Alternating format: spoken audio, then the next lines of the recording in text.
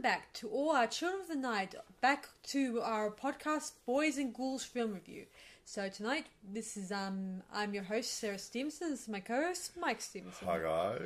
So tonight we are reviewing a cult classic for all of you called Tourist Trap, and it was released in 1979. Now, is that right? When it was released in the UK, it was called Nightmare of Terror. Now, before we... I do not know why, because the Tourist Trap actually tells you what the movie is about. Now, before we get into it, guys, I know in the 1979, lots of horror-related movies came out during that time, so it was hard to weed out the seeds from the shaft, you know, sort of thing. What seeds? The wheat from the shaft. You know what chaff is? That's all leftover crap after you thrash the wheat. So okay, here we go. It became a bit of an issue. I mean, imagine back then, when you think about it, if, like today, we have all these other movies coming out, imagine back then it was hard to know which ones would be good stuff and which ones would be bad stuff. But over the years, they've had the same different movies come out with the same name all the time. Again, it's stupid that they called this Nightmare... Nightmare of Terror. That doesn't actually say anything about the movie. It sounds too much like a Nightmare on Elm Street name. Yeah, so, which does not reference Trap actually says what one. the movie is about. Yeah. It was good. It's a supernatural slasher horror. Really groovy too. It's not it's not too bad for its time. Yeah, it's There's really no bother to explain why it's supernatural. No backstory. Not too much for backstory. But anyway, here we go. All the good bits. Produced by J. Larry Carroll. Written and directed by David Smoller. There you go. See you later. No. Now, for you film buffs who know all the old actors and stuff, I'm going to go straight to the first guy who's a major player. Yes. The lead antagonist, if you will. Chuck Connors plays Mr. Slauson. Slauscn. I think that's the right pronunciation, Mr. Slauson. And everybody remembers him from being the Rifleman and other sort of things like that. He played westerns. Now, I was talking about to you about, I think Hotel Hell had Rory Calhoun in it. Yeah. So these guys went from westerns to playing in horror roles, and they did it reasonably well too. So, well, bear in mind, Mike, we did have Texas Chainsaw Massacre, and they... And how many cowboys were that one? Well, maybe not cowboys, but they were very... came off a little westy, but at the same time... I'm talking about the cowboy heroes that we knew of and grew up with in the series and stuff and all. So it's sort of like getting something like Batman coming in and being a slasher or something or other, you know, it's just... Okay. You should mention that. Oh, Batman slasher. Well, yeah. Well, not Batman slasher. They said that they did make a Superman turned in, you know, evil slasher horror movie. Anyway, I'll go through all the other people now. Chuck Connors, though, I used to watch the Rifleman. Yeah, never. Anyway, Shayla Kobe plays Davey. Jocelyn Jones plays Molly. She's a nice little girl. She's the final girl. She's the final girl, this one. Yep. John Van Ness plays Jerry. Robin Sherwood plays Eileen. Tanya Roberts plays Becky. Dawn Jeffory-Nelson plays Tina. Keith McDermott plays Woody. Yeah. Was he Woodpecker? No. Or was he from Toy Story? I don't know. And Linnea Quigley plays as a mannequin, uncredited. That's not very nice. Hey. Linnea Quigley, you made a very good mannequin. There you go. Yeah.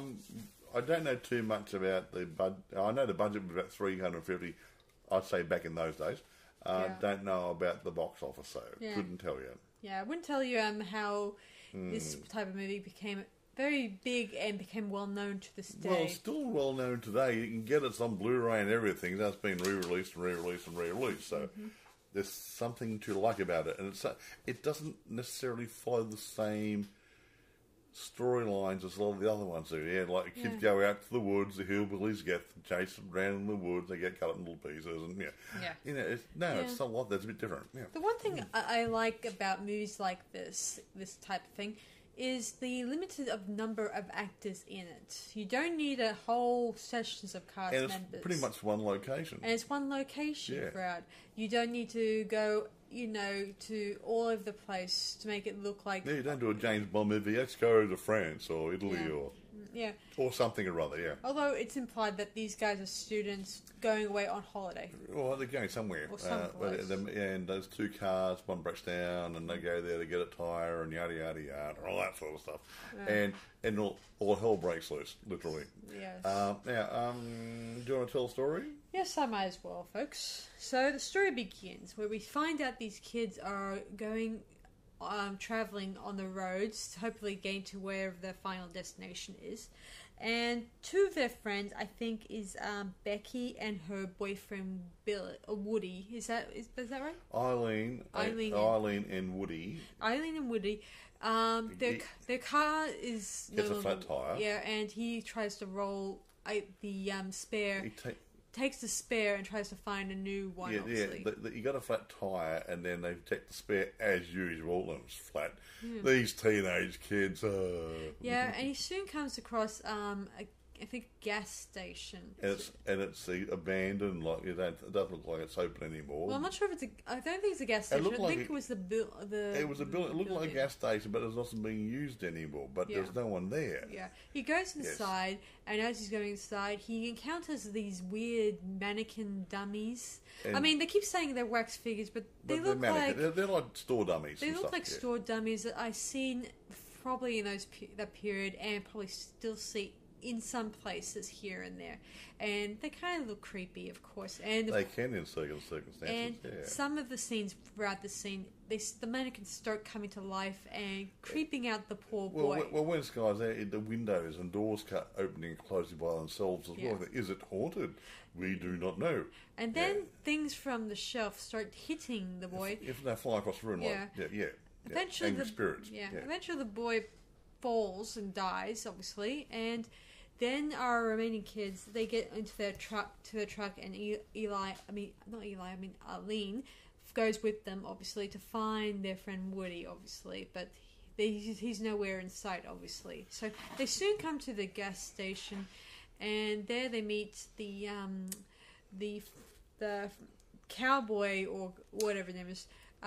What's his name? Mr. Stephenson. No, they didn't get that. No, they drove down the road and they headed towards the museum-y thing. And then their car stopped moving. Yeah, their car stopped. And then they go, "Oh, there's some stream over there, a waterfall. Let's go for it." Oh yeah, they do. They do that. And then while they're doing their naked little skinny dipping there, Mr. Stephenson comes up and says, "Yeah, you better be careful." One of the things about cult classic slasher-related movies is that there's no limit to nakedness in this. No, it's implied. Yeah. It's implied.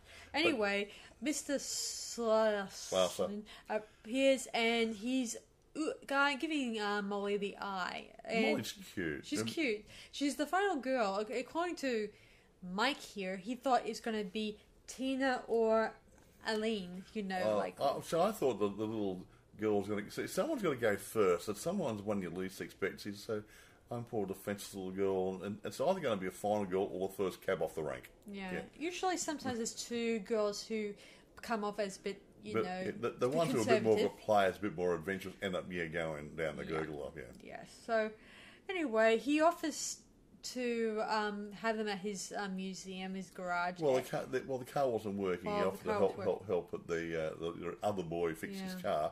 They took them all back to his little museum, which is no longer running because they moved the road and everyone is bypassing this old museum. A little bit like Psycho, where they rerouted the road and the people weren't coming to the motel anymore. Exactly. And he goes on to explain that he shows them his mannequins or wax figures, and he says that these were made by his brother, who happened to be in New York. Yeah, he said he used to make all these wonderful mannequins, and then he left to go to New York, and he's working for some big company making mannequins for the stores and whatever and different things. Yeah. Anyway, so he meets the girls there and takes Davey, to look over his truck and try to see if they could fix it, and we don't see them again for a little while. Anyway, soon enough, the girls get bored of looking at the wax figures, and one of the girls decides to go up to the old house behind it. Nice old house. Mm-hmm. They were going to bulldoze it later on. Yeah. Well, the other one, I think, tries to go down to find out what's happening with the, I guess, the truck, obviously. Yeah. The other girl, Molly, she goes with the other girl at first, and Tina, of course, and she decides no, she doesn't want to go inside the abandoned house because it's trespassing. It's trespassing, and it's not. She's a nervous type, how's that? She goes back to the garage, obviously, while all this happens. Of course, some weird stuff starts happening where her friends Tina encounters some mannequins inside the big house. Obviously, it's sort of like one of those old, ancient houses. It's an old, rambling, two-story, almost a mansion, but not quite a mansion. Yeah, a really old one. Anyway, she goes throughout the place and sees mannequins, and she gets freaked out by a mannequin that looked like her friend, who she found out that was, she and her friend, they encountered a man wearing a mask that looks like a mannequin face. Yes. And they get taken by this guy into a basement type environment, and here basement. And here we discover Dave is there among them, and of course, here this guy is very creepy. He speaks in a very creepy voice, but that's probably because of the mask, obviously, wouldn't you say? Probably. But then again, there was a bit of it was kind of carved in a similar Phantom of the Opera mask sort of way, not the old one from the old period. It was more like the old hard mask like Phantom of the Opera. Yeah. Anyway, while he's entertaining them, he actually takes Tina and he starts plastering plaster. That's what the word on her face, and it's steaming hot according to him. And he puts it over her mouth, her eyes, and her nose. A bit like making a mask. She kind of starts, I guess, in a way, develops a heart attack and dies. And can't breathe. Yeah. So she dies, obviously, leaving Dave and. Well, actually, it's not Dave. It's Jerry. What, Jerry? Okay, so... Dave is the person who's supposed to be Mr. Slice's brother. Oh, yeah. Yeah. So Jerry and his girlfriend are just left alone, and the guy, he attempts to brag about his past, blah, blah, blah, stuff like that. He's really weird. He was very weird. Anyway, he then eventually Molly, she notices... One of the dummies there is the guy's late wife, obviously. Yes, yeah. And we learn later on that him and his wife had a brief affair, or what he calls his wife and his brother Davey had an affair. Yeah, or the word he used was whoring. Whoring. I heard many words in the past. I call that word. But this is the first time I've heard a different terminology using that. Well, she's a whore. Yeah, she's a whoring. They were screwing around behind his back. Yeah. Well, they didn't probably have the words for screw back in the day. Well, they did. Anyway, soon enough, Molly gets a little scared and she tries to run away. And of course, eventually, she encounters this guy, and a couple times we see him. That the cowboy guy, obviously, Mr. Slicer, he keeps going on about that this is his brother who's causing problems and stuff. At first, you think it's his, but then later on, her friends get a release from the place, and of course they go their separate ways. Jerry goes one way, while Alina goes the other, and eventually she gets catched up, and she gets killed by this guy, obviously. And eventually Molly gets kidnapped and taken to another, I guess back to where, I guess I'm not sure really, because it's still in a place somewhere in the garage. It's in the garage. Because everyone seems to go back to the garage instinctively. Supposedly the garage is the nucleus, and the house is the second nucleus of the movie. Yeah, it seems everyone tries to go back to the garage, probably to hopefully get this guy to help them because he has a gun, and it turns out the gun is loaded with blanks. Now she's running away from the masked man is supposed to be Davy, which is supposedly Mr. Stevenson's weird brother. And this is where the part comes. Mr. Stephenson gives her a shotgun, isn't it? Yeah, he a does. Shotgun. And when he's inside the house, we don't hear it very much, and then we assume that the worst. But he comes out, and we see that he's in the mask, and then he takes it off, and we see. Well, she shoots him. Yeah, she shoots him twice. And he falls on the ground, and he says hello that blanks, and he got up. Then didn't she break the mask off? Yeah, she breaks the mask, and we see like the fan of the opera job. Yeah. And this is where we get the reveal that he has been abducting people when they get lost people, and he's been turning them into mannequins. Throughout this movie, you see the mannequins' eyes shifting from side to side. Now, here's something which came out towards the end of the movie. Is it telekinesis, psychokinesis, whatever? We're supposed to have powers to move things and do things with your brain. And that satisfied the other guy at the beginning, the guy who died first.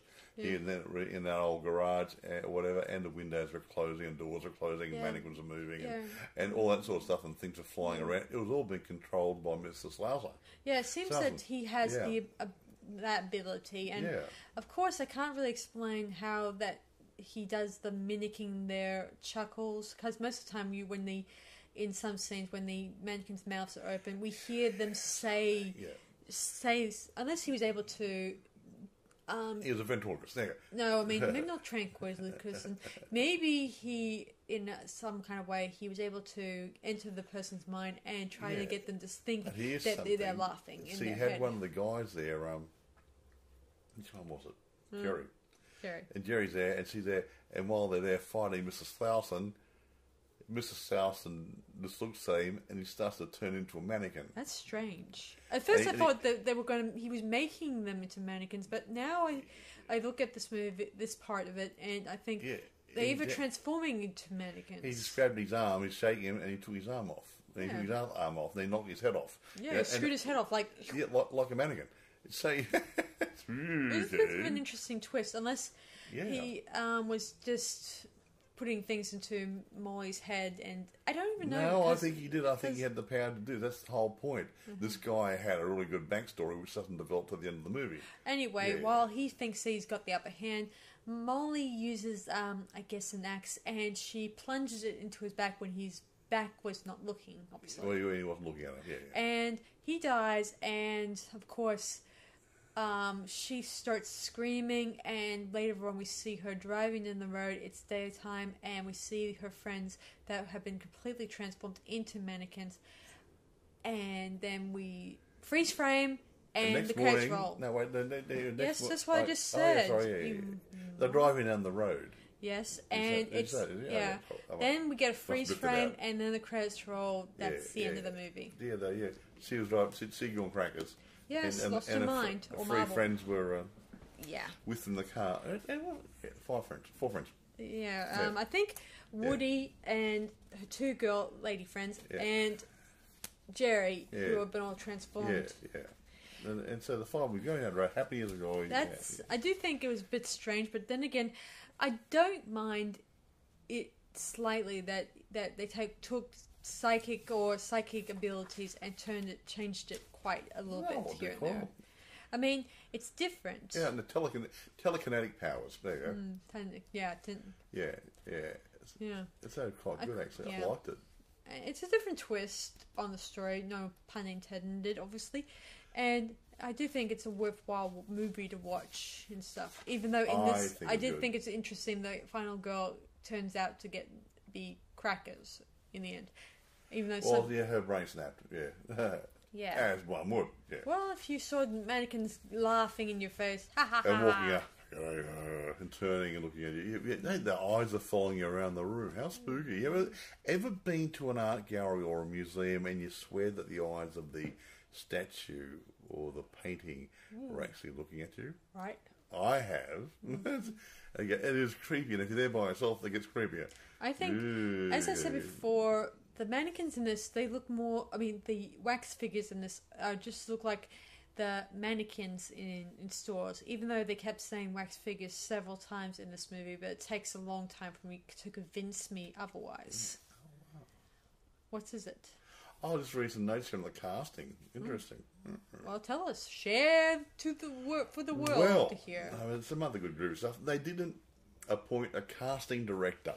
Really? Instead, they relied on independent talent agents to help cast the roles. Now, here's something. $50,000, okay, at that time, I would say, of the film's budget was dedicated to the salary for the lead actor playing the villain. So Chuck Connor's got $50,000 for this movie. Sweet. Which would have been quite a few dollars for that period of time. Mm-hmm. Now, the role was offered to several older Hollywood actors, such as Jack Palance. Mm-hmm. Now, Jack Palance, I think he was the guy who was in City Slickers, the old cowboy guy. Oh, I know him. He's creepy. He would definitely he would have been a good contender. Eligible. Gig Young, I can't see Gig Young playing it. But what movies has he been in? Oh, different things. But Chuck Connors was the production crew's third choice for the role, and he accepted it. So, but Gig Young, I can't see. Jack Palance, definitely, I could see him playing the role because he's nice, but he's a bit bent, and he would have suited the role quite nicely.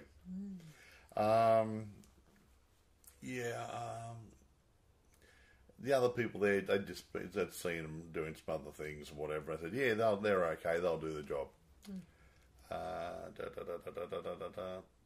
Yeah, nothing more on there to talk about.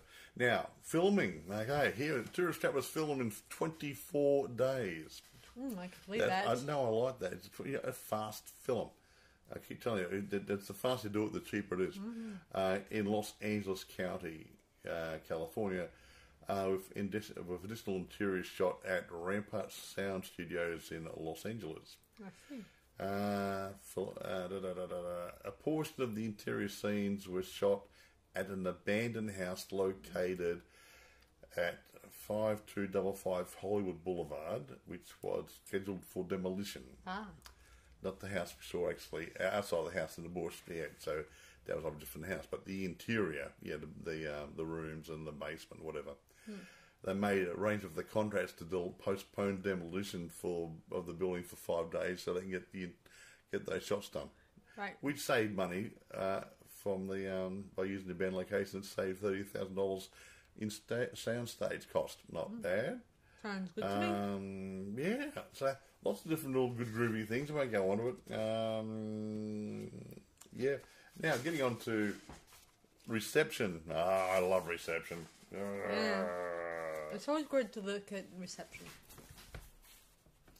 Yeah, reception is always good. Though I hate it when the negative ones come into view. No, I like it because, see, these reception critics, these comments were done back in those days. Okay. From contemporary reviews, Variety said, although Pick has some appropriately menacing music and occasionally employs some decent special effects, the plot is too loaded with cliches. Well, of course, most of them are cliches because it's all been done before. From the concept of individual bits of dialogue to be taken seriously and not silly enough to be regarded as delightfully bad. Whatever that's supposed to mean. Los Angeles Times wrote the film has some moments of effectiveness, but even the hard line, chivalrous are likely to feel it's a long time between shrieks. Yeah, it came over as lukewarm to a lot of these guys. Figures. Yeah, and that really annoys me because it's a creature of its time, and a lot of the other ones were pretty much the same. Yeah. I mean, if it was just an ordinary slasher killer going around waxworks seeing people... It's not like Michael Myers running around or Jason Voorhees. Yeah. These are a bit slower. Yeah. These ones. Yeah. If it was like the Wax Museum, movie, it would just be another wax-related movie. Yeah. I mean, I remember years later they made a newer version of Wax Museum, which is just has little things that remind me of this movie. Oh, that you have that teenage break into that place and whatever. Yeah, yeah, it reminds I didn't like that one at all. Yeah. No, I liked the first one, the Waxworks, The first one, who was Lionel Atwill played in the first one, then it was done a couple of years later by Vincent Price. They were good ones. And then they borrowed the name and did a lousy remake of it about 30, 40 years later. But it wasn't very good at all. Even with kids breaking into some place and different things, and it wasn't any good. Yeah. Now, I don't want to get into it too much because there's not much to talk about. This is a basic movie. Now, they called this movie The Wax Museum. Would it still be rated as bad? Well, it wasn't the Wax Museum. I know. No, it wasn't the Wax Museum. It was the guys making mannequins. Yeah. That's all it was. He wasn't actually doing wax figures or anything. That's true. So, yeah, I would just say, honestly, for the period it came out back in 79, it's in there for all the other ones. It's like, it's nothing special, but it's a passable movie. If you don't want, you don't see a lot of blood in it, which is good, because some people don't like blood, okay? Yeah, right. I wouldn't say it's good for the kiddies. Nope. But for those people who want something good to watch, a bit of a supernatural slasher film, well, there actually wasn't too much slashing on, just people dying. I thought the music was okay. One of the early ones. Yeah, I think the music was cool. Yeah, it was a good mixture. You know, both thriller meets a little bit of humour. Well, yeah, it was. There was a little bit of humour thrown in to make the scarier parts more scary. They often do that, to blend it. So the soft bits when he meets the girls, having a skinny dip there, and he's just eyeing them off and chatting them up. Yeah, dirty old man. Yeah, ha ha ha. I also thought he had a thing for Molly, the final girl. Because she supposedly looked like his dead wife, who he killed earlier on. That sort of stuff. So, anyway, I'd say that the critics were a bit lukewarm on it. I don't know what it did in the theatres. Can't tell you. I would say it had a reasonable run. Probably would have done better at the drive-in theatres, I would think. I would think so too. Yeah, it's the one thing you go there for your girlfriend, boyfriend stuff, sit in the back seat, go, it's boring now, let's have a cuddle. That's probably why they made such...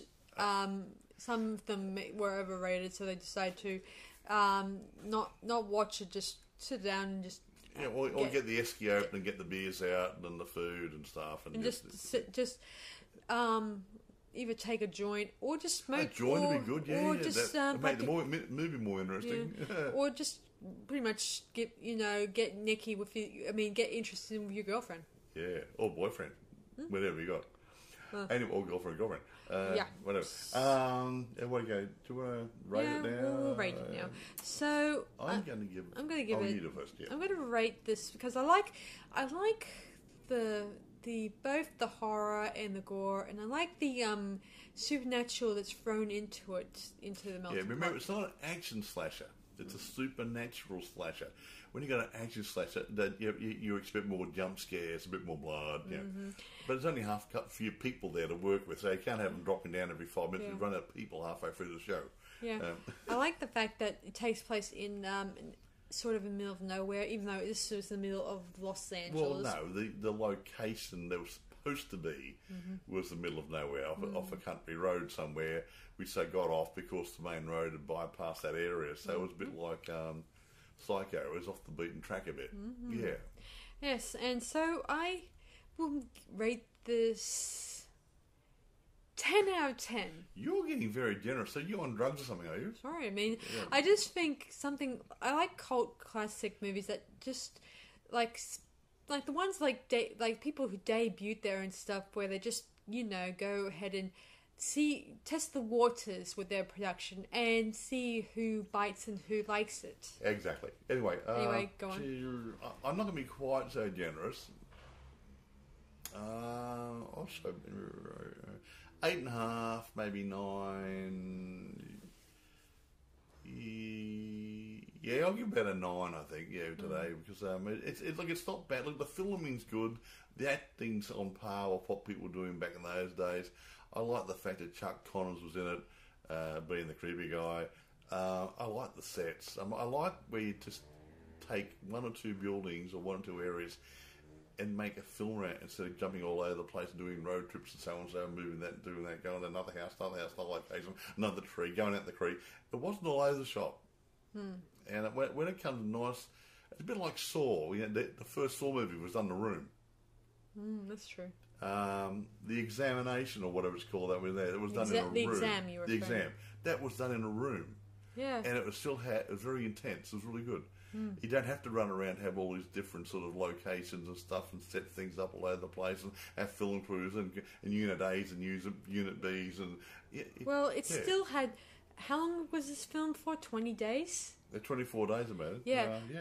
And so, well, being the fact that back in those days, it would have been a bit of a, grinding having to film for that many they days. did some of it in a film studio and some on location. Yeah. So they had to do that as well. Yeah, so that would include the ones where they're inside the garage, I guess. Yeah, The garage, I mentioned itself, is probably just, dirty and not really not a safe environment for the actors. But see, they would have had to do the when I went skinny dipping at the beginning. Yes, that would have been out in a woodsy area or a park or somewhere or other, or where this nice little waterfall was.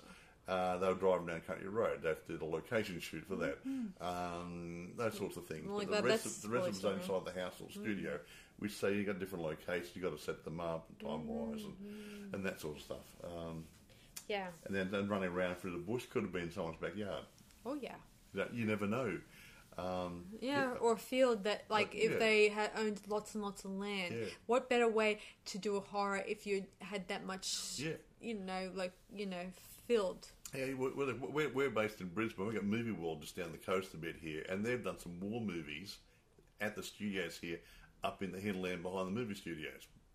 Now, no one says, "Oh, it doesn't look like Asia." It's just got trees and grass and rocks. So who cares, Yeah, the only person we'll pick would be the ones who lived in the country all their lives. Yeah. Actually, funny we said that. Just I am digressing now. A long time ago in a galaxy far, far away, I was younger, and there was a TV program based on the war, Second World War. I think it was called Delta Force. And it's two things that would come to mind, but the one that comes to mind the most is they were doing a scene of a tank going through the desert. It's supposed to be in Arabia or Egypt or somewhere or other. And anyway, what happened is they're doing it in Colonel Sandhills down in Sydney. And in the background, you could see the telegraph poles and the wires. Got it. They had the camera angles totally right. And so everyone had a rough idea that they're actually in suburbia. So it was a little bit funny at the time. And the other thing that sticks out of that one is they did... there was an old sandstone building which belonged to the local Catholic church, Curzon Hall, and they put all these Nazi flags out the front to make it look like it was supposed to be in Austria or Switzerland or somewhere or other in the Alps. And all the local people thought, well, the Nazis have taken over the Catholic Church here, and just little things like that. So, but the thing was about the Colonel Sandhills of the telegraph poles and wires behind it. Yeah, be careful. Yeah, it does take away from it. We're digressing again, and as we said before when we were starting this review, you know where to find it. You can find it on Blu-ray and DVD, and on Amazon and eBay. Right? I haven't said it yet. Yes, you did. No, I haven't. Yes, you did. No, I didn't. Yes, you did. eBay, it is for sale. Amazon, yes, red on for sale. When you go on Amazon Care, there's a Riff Tracks listing right at the top, and that's a funny commentary over it. It's not that funny. And being an old one, watch out for VHS. So if eBay's got it and Amazon's got it, there's going to be other sites which may have access to it, streaming sites and other retail outlets and whatever. Yeah. Be careful and don't get a VHS unless you want a VHS. Okay? Yeah. Got it? You listening, guys? Put your hands up. Yeah, I can see you now. Yeah. And I know we said this in the past, and I know this doesn't have any other movies under the same name, but... I don't believe there is. But you never know. There might be... I didn't see any, but always be careful. But always be careful in case... Go by the lead actors and the producers, directors and stuff, and you can't lose. Yeah. Yeah. I know I said in the past, but I just like to remind everyone that to be careful of where you purchase the movies. So I often see things on Amazon and eBay and stuff where I ordered this, they got the wrong film, yada, it's crap. But the point is they ordered the wrong movie, didn't they? They ordered the wrong movie. Just because it's got the same name doesn't mean it's the same film. True. Yeah, so... So... And and if you get an old movie and it doesn't say it's digitally remastered, you get what you get. You get what you pay for, folks. I've bought some movies which aren't digitally remastered, and they're watchable. They're not really clean. They're not sharp, but they're watchable, and that's what you're going to buy. Well, so they haven't been doctored. You were watching a supernatural movie the other night. You said that was off Target Earth. Yeah, I think it was. And you said something about that it looked no, like it was made for television. No, that was a download off YouTube. And I think it was a 4:3 ratio, so it might have been cut down for TV, and someone's actually taken that version of it and put it onto YouTube. It's well known fact, guys, that sometimes if a movie's not really worth streaming or in theatres, it would then be taken to the television stations. Well, it's for syndication and stuff, and of course, do the rounds. Yeah, it doesn't always work because sometimes the movie is not watched by so many because it's unknown to so many. Yeah, and if you miss it, you miss it. It may not come back on again, or it might come back and you're not home, and you just miss it. And so some things actually fly under radar quite a lot. Quite right.